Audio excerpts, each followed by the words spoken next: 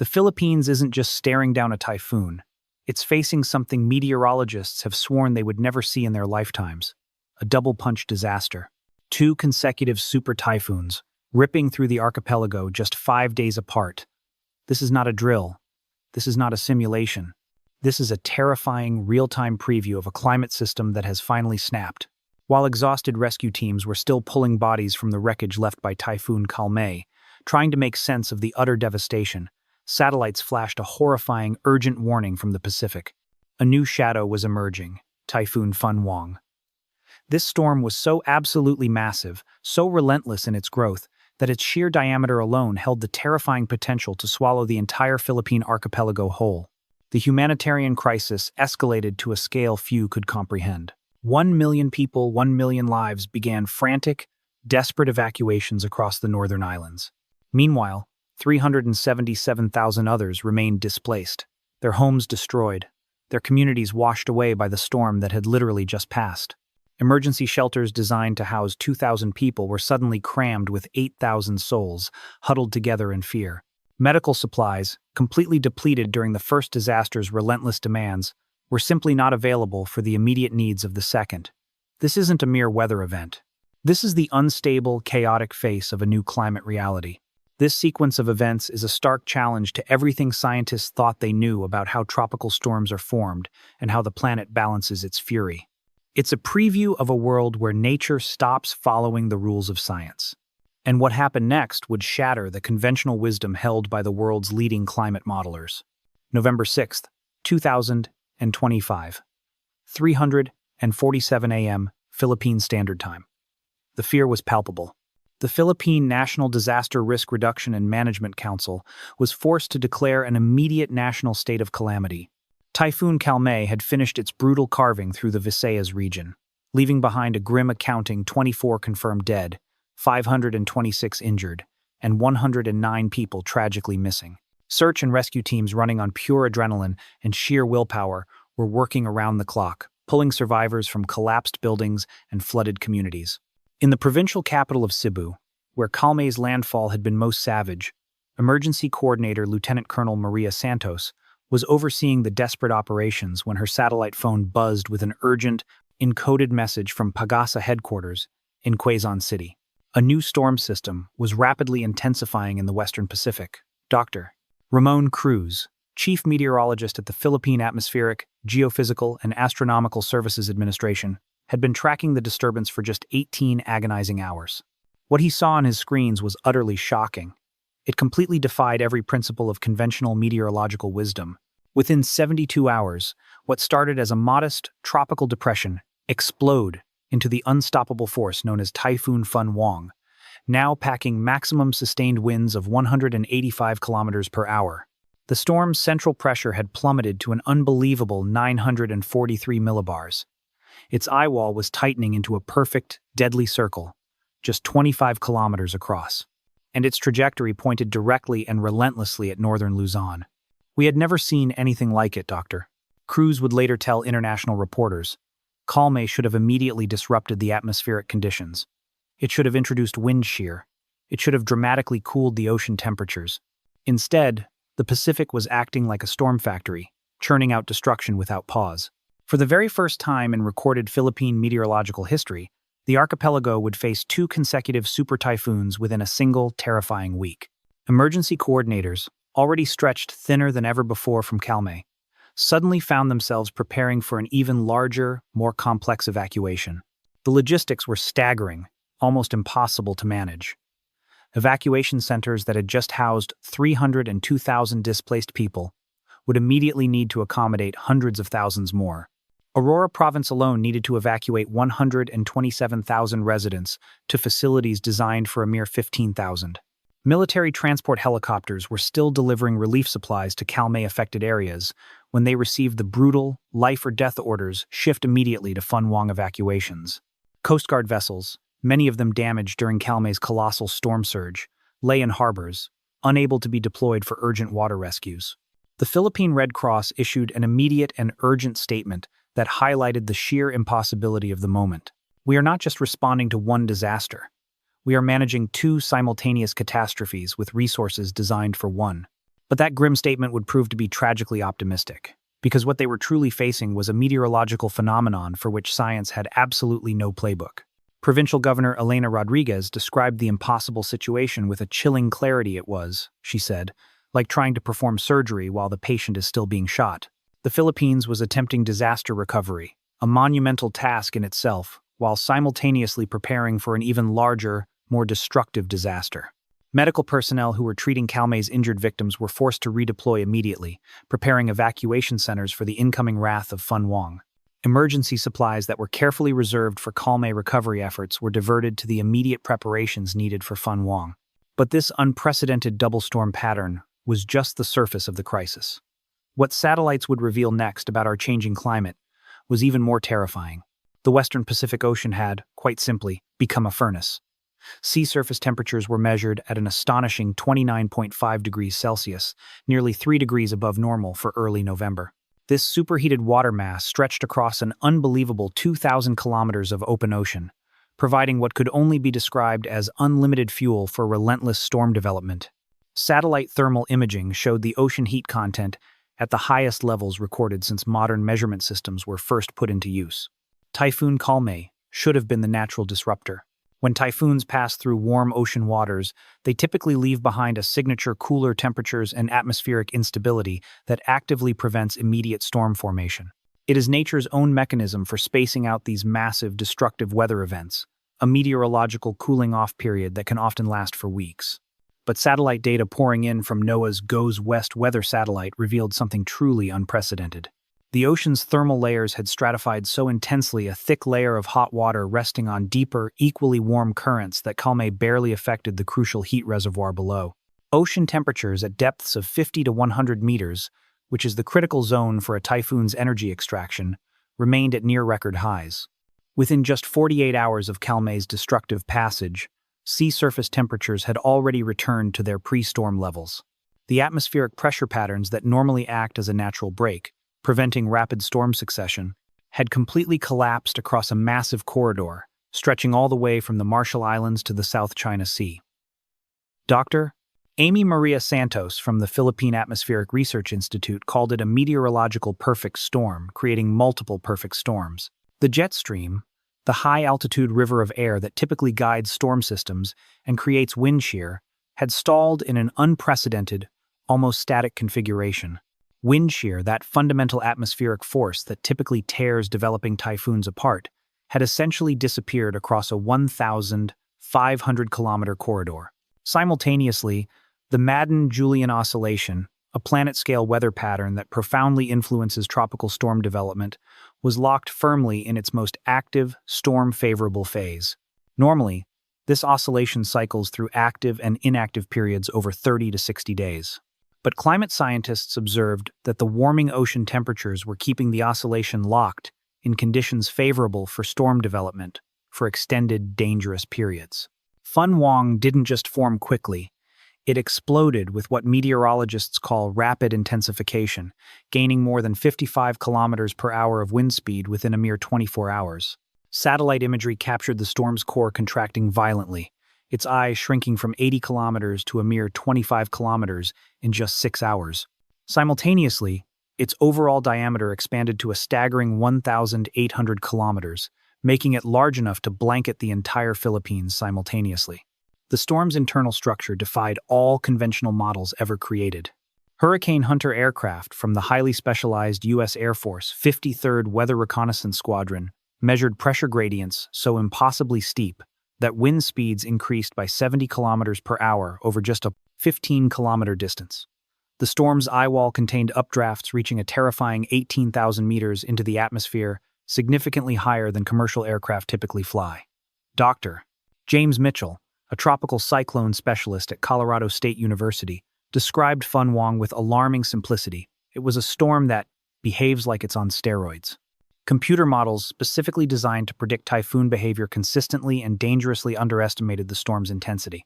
Traditional forecasting tools, carefully calibrated using decades of historical data, simply could not account for the unprecedented combination of ocean and atmospheric conditions now in play. Yet, this chilling meteorological phenomenon echoed a terrifying pattern from the Philippines' deadliest storm in history, but with one crucial and devastating difference. November 8, 2013. Typhoon Haiyan, known locally as Yolanda, approached the Philippines with the same quiet, deceptive intensity that would later characterize Fun Wong. Residents of Tacloban City watched, almost hypnotized, as the ocean retreated dramatically from the shore, an ominous sign oceanographers call storm surge drawback. Children played innocently on the newly exposed seabed, collecting shells and starfish, while adults prepared for what they expected to be just another routine, difficult typhoon. At 4:40 a.m. local time, Haiyan made a devastating landfall, with sustained winds reaching 315 kilometers per hour. The storm surge that immediately followed reached an impossible 7.5 meters high, the equivalent of a two-story building of water moving inland at a horrifying 40 kilometers per hour. Entire neighborhoods vanished instantly beneath walls of seawater carrying cars, trees, and heavy debris from destroyed buildings. Survivors described the sound of Haiyan's winds as freight trains screaming through a tunnel that never ends. Trees, centuries old, snapped like matchsticks. Concrete buildings designed to withstand powerful earthquakes crumbled instantly under sustained winds that far exceeded the design specifications of modern construction. Bodies were found 15 kilometers inland, carried by surge waters that penetrated far beyond any previous storm's recorded reach. In Tacloban alone, more than 2,000 people died in a single morning. The final death toll reached a devastating 6,300 across the archipelago. Economic damage exceeded $2.8 billion more than some Pacific Island nations' entire gross domestic product. But Haiyan, for all its unparalleled destruction, was a single event. Recovery teams, though overwhelmed, had weeks to prepare. International aid had time to mobilize. The airport in Tacloban, though severely damaged, could be cleared within days to receive life-saving relief flights. Evacuation centers could eventually be rebuilt before the next typhoon season. Supply chains could slowly recover. Medical personnel could rest and regroup before the next major event. The Kalmei Fun Wong sequence, however, offered no such luxury. It presented a scenario of cascading failure. In Cebu, where Kalmei had killed 43 people just days earlier, emergency shelters designed for 2,000 evacuees suddenly needed to accommodate 8,000. Hospital beds occupied by Kalmei's injured could not be cleared for Fun Wong's inevitable casualties. Medical supplies depleted during Kalmei's initial response were simply not available for Fun Wong's preparation. Rosa Delgado, a 6-7-year-old resident of Bohol who survived Kalmei's flooding, found herself evacuating again just 5 days later. "We lost our roof to the first storm," she told aid workers. "We lost our walls to the flooding. Now they want us to leave again, but we have nowhere left to go." Her story echoed across the central Philippines, becoming a grim testament to the new reality. Families who had lost everything to Kalmei were told to prepare for an even stronger, more destructive storm. Evacuation centers that had provided temporary shelter after the first typhoon now became desperate staging areas for the second, larger evacuation. Emergency food supplies hastily distributed after Kalmei were immediately packed again for Fun Wong evacuees. The psychological toll proved to be as devastating as the physical damage. Dr. Patricia Marcado, a trauma counselor deployed to the affected areas, described a pervasive sense of disaster fatigue setting in among survivors. People had just begun processing the trauma of the first storm, she explained. Now they're forced to relive that terror while still dealing with the aftermath. Children showed immediate signs of acute stress. Adults who had spent days searching for missing relatives were told, with impossible cruelty, to shift their focus and prepare for the next incoming storm. Community leaders who had organized Kalmei recovery efforts found themselves organizing new, massive evacuations, while their own communities still lay in ruins. And now, with Fun Wong's inevitable landfall confirmed, scientists feared this double-impact scenario was rapidly becoming the new, grim reality across the entire Pacific Basin. November 9th, 2025. 2110, Philippine Standard Time. Typhoon Fun Wong made devastating landfall in Dinapigue, Aurora Province, with maximum sustained winds of 185 kilometers per hour and gusts reaching a violent 230 kilometers per hour.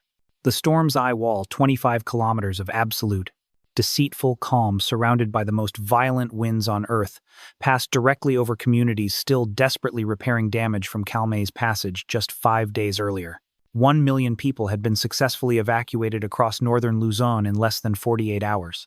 This achievement ranks among the largest peacetime evacuations in Philippine history, comparable only to the mass displacement of entire cities during World War II. Emergency coordinators moved entire barangays, some containing 10,000 residents, to higher ground, using military transport trucks, helicopters, and improvised civilian convoys. The sheer scale of the operation was unprecedented. Aurora Province's 14 municipalities implemented a total evacuation order for all coastal areas and low-lying communities. Residents loaded their precious, salvaged belongings onto jeepneys, tricycles, and carabao-drawn carts in scenes eerily reminiscent of wartime refugee movements.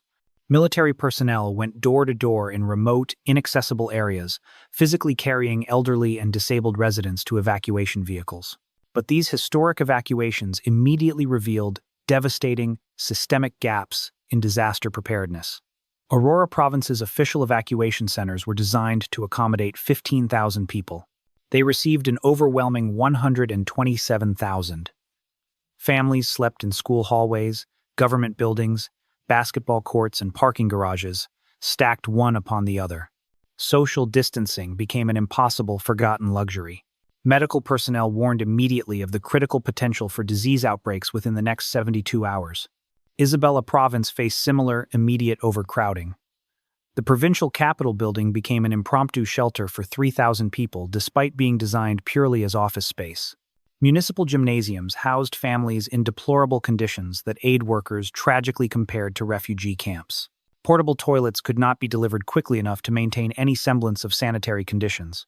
Power grids across northern Luzon went dark as Fun Wong's relentless outer bands reached the shore. The Luzon grid, which supplies electricity to 75% of the Philippines' population, automatically shut down sections, serving 12 provinces as wind speeds violently exceeded safety thresholds. Internet infrastructure failed completely. Cell towers toppled under sustained winds that exceeded their design specifications, plunging vast areas into silent isolation. For 8 terrifying hours, the outside world lost all communication with approximately 3 million people directly in the storm's path. Satellite phones became the only communication link between desperate emergency coordinators and national headquarters. International news crews lost contact entirely with their Manila bureaus. Satellite imagery captured Fun Wong's colossal storm surge, reaching a devastating 4.2 meters along Aurora's coastline, a height greater than most single-story buildings. Coastal communities that had miraculously survived Kalmei's initial flooding now faced complete, terrifying submersion. The town of Cagayan, with a population of 25,000, reported surge waters reaching the second floor of the municipal building. Search and rescue teams, already exhausted from 5 continuous days of operation, watched helplessly as their primary staging areas disappeared beneath the raging surge waters. Coast Guard vessels positioned for urgent water rescues were forced to evacuate to deeper, safer waters as harbors became too dangerous, too chaotic to navigate. The storm's massive size created yet another unprecedented threat. Fun Wong's hurricane-force winds extended 400 kilometers from its center, meaning that areas which typically served as safe havens for evacuees from coastal storms were now experiencing full typhoon conditions themselves. Baguio City, usually a safe refuge high in the mountains, recorded wind gusts of 140 kilometers per hour. Emergency services across the storm's entire path reported a complete system failure. The provincial hospital in Aurora declared an immediate black status emergency, meaning they could not accept any new patients due to severe structural damage and crippling power failure. Military medical units deployed helicopter ambulances to evacuate critical patients to Manila, but those flights were suspended when wind conditions exceeded safe operational limits. Communication blackouts prevented any accurate damage assessment for critical infrastructure. The Dinapeak Bridge, a key evacuation route, could not be inspected safely during the storm's passage. Highway networks remained impassable due to fallen trees, flooding, and heavy debris. Railway services connecting northern Luzon to Manila suspended operations indefinitely. The world watched, stunned, because what happens next could fundamentally determine whether the Philippines and indeed other vulnerable nations can survive what climate scientists now grimly call the new normal. As Fun Wong moved toward Taiwan, weakening slightly but still profoundly dangerous, meteorologists shifted their focus to studying something even more troubling than the storm itself. The ocean conditions that created this double typhoon scenario have not changed.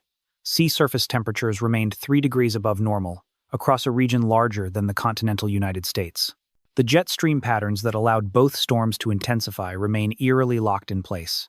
Atmospheric pressure readings suggested the Pacific Ocean was still primed for additional rapid cyclogenesis events. Dr. Chenny Ming from the Taiwan Typhoon Research Center warned that the world may be witnessing the emergence of a new storm pattern that could fundamentally alter how humanity prepares for tropical cyclones.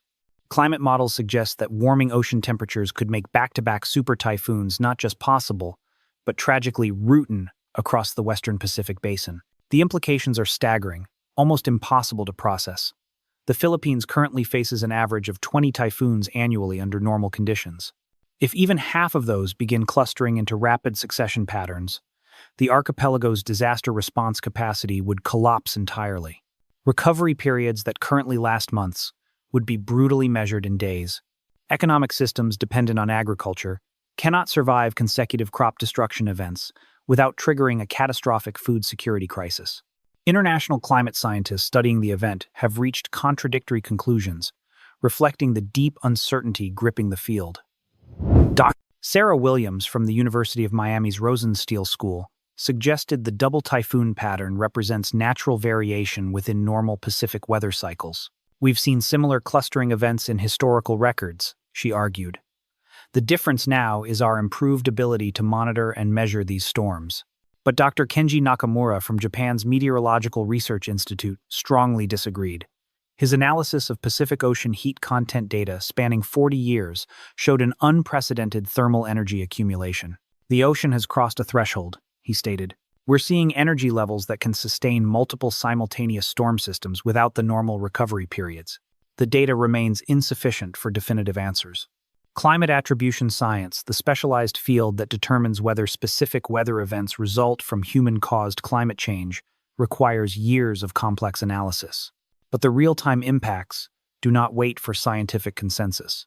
What is absolutely certain is that the Philippines' current infrastructure cannot withstand repeated super typhoon impacts without adequate recovery intervals. Evacuation centers built for single storms cannot possibly accommodate back-to-back evacuations.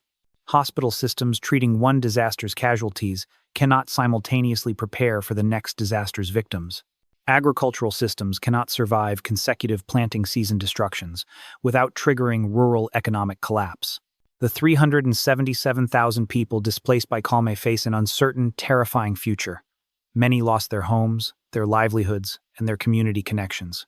Recovery assistance programs designed for single-event disasters are wholly inadequate to address these cascading, complex impacts. Insurance systems carefully calibrated for historical storm patterns may prove utterly insufficient for the new clustering realities. The 1 million people evacuated for Fun Wong confront similar uncertainty. Some evacuation centers have housed the exact same families for both storms. Children have missed weeks of crucial school time. Small businesses have lost both inventory and customers. Tourism-dependent communities face extended, crippling recovery periods as visitors avoid regions perceived as perpetually storm-threatened.